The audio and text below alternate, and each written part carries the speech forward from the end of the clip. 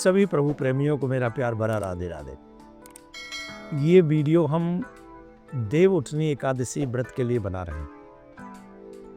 4 महीने तक भगवान विष्णु सैन्य में चले गए और शंकर भगवान ने सृष्टि को संभाला।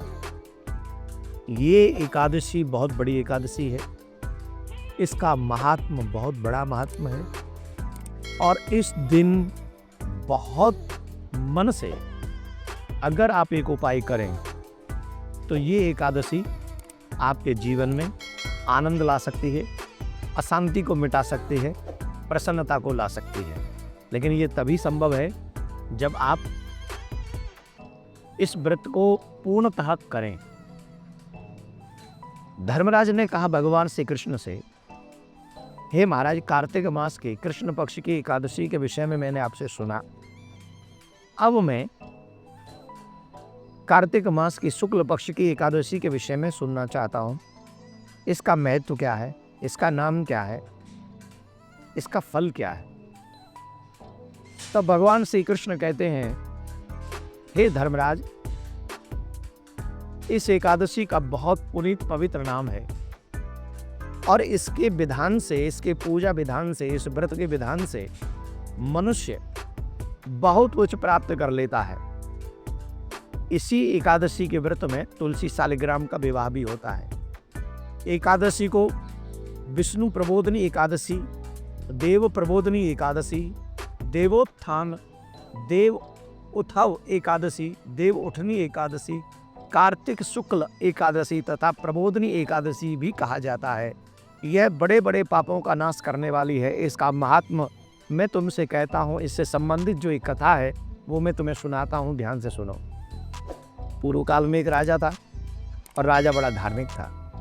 इतना धार्मिक राजा था कि अपने राज्य में एकादशी के दिन पशुओं को भी अन्न नहीं देता था। बहुत धार्मिक राजा था।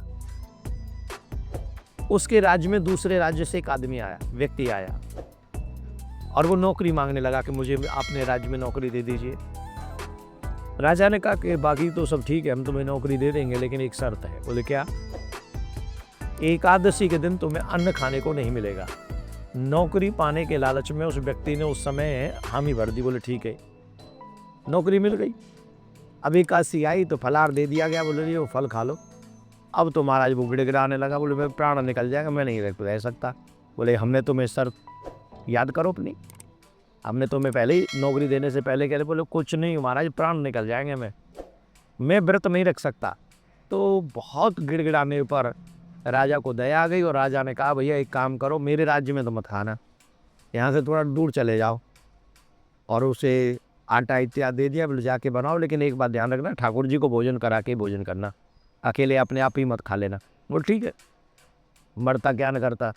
वो गया वन में, दूर जाके उसने भोजन बनाया और फिर उसने ठाकुर जी को पुकारा कि आपको राजा ने कहा है कि आपके बिना मैं भोजन नहीं कर सकता। तो उसने जब भोजन करने के लिए कहा तो ठाकुर जी तो सरल स्वभाव वाले व्यक्ति पे बहुत जल्दी प्रसन्न हो जाते हैं। वो प्रसन्न हो गए और इतनी जल्दी प्रसन्न हो गए, पीरी पीताम्बर धारण करके, मोर मुकुट धारण करके तुरंत पहुँच गए। बोले भैया पहले भोजन करा।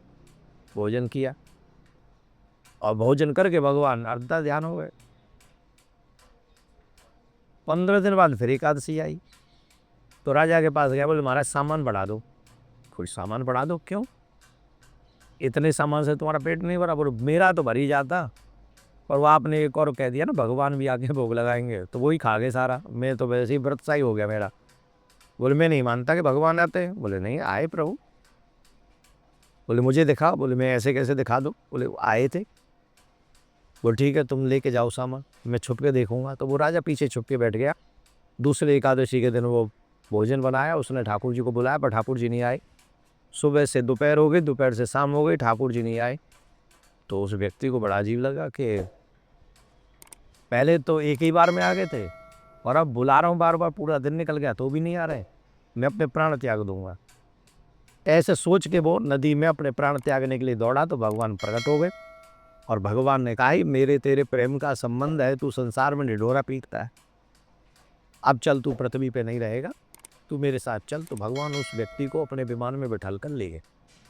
राजा को ये बात समझ में आ गई, सिर्फ व्रत और नियमों से ही बात नहीं बनेगी, भगवान के चरणों में समर्पण भी बहुत आवश्यक है, श्रद्धा भी बहुत आवश्यक है।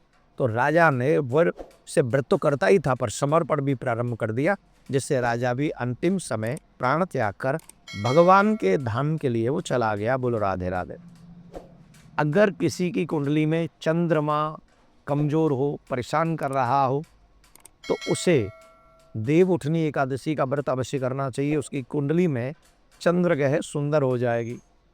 और जो व्यक्ति इस व्रत को करता है उसे अश्वमेध यज्ञ और राजसूय यज्ञ का फल प्राप्त होता है। कितनी साधारण नहीं, 100 राजसूय यज्ञ का फल मिलता है। पितृदोष से मुक्ति मिलती है। जो लोग पितृदोष से पीड़ित हैं उन्हें ये एकादशी का व्रत करना चाहिए, तो उन्हें पितृदोष से मुक्ति मिल जाएगी।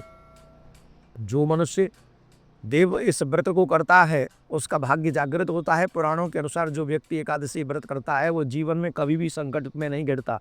सारे संकट भगवान की कृपा से मुक्त हो जाते हैं। इस दिन प्रातःकाल ब्रह्म मुहूर्त में उठे और एकादशी से लेकर पूर्णिमा तक 5 दिन नियम पूर्वक ब्रह्म मुहूर्त में स्नान करे। ब्रह्म मुहूर्त में स्नान करे, संकल्प ले व्रत का, और फिर नियम संयम में रहे, भगवान की पूजा करे, ज़्यादा से ज़्यादा नाम जाप करे, क्रोध न करे, ब्रह्मचर्य का पालन करे, हिंसक न हो, क्रोधी न हो, कामी न हो, तीर्थ करे, परिक्रमा करे, भजन करे, दान पुण्य करे। ये बहुत शुभ दिन है, इस दिन करना चाहिए। जो व्यक्ति एकादशी का व्रत करता है उसके 10,000 जन्मों के पाप तत्क्षण नष्ट हो जाते हैं। देव उठनी एकादशी का व्रत जो करता है, प्रयास ये करे कि वो निर्जला व्रत करे। अगर निर्जला व्रत न कर सके तो पेय पदार्थ मतलब दूध लेकर, दही लेकर या कुछ ऐसा लेकर उस दिन व्रत करना चाहिए। ज़्यादा खान पीन में ध्यान नहीं, ज़्यादा भजन में ध्यान रखना चाहिए। देव उठनी एकादशी हम 2 नवंबर को रखेंगे। 2 नवंबर को देव उठनी एकादशी, देव प्रबोधनी एकादशी का व्रत हम लोग 2 नवंबर को करेंगे। पारायण का समय रहेगा 3 तारीख सुबह 6:34 से 7:58 तक आप पारायण कर सकते।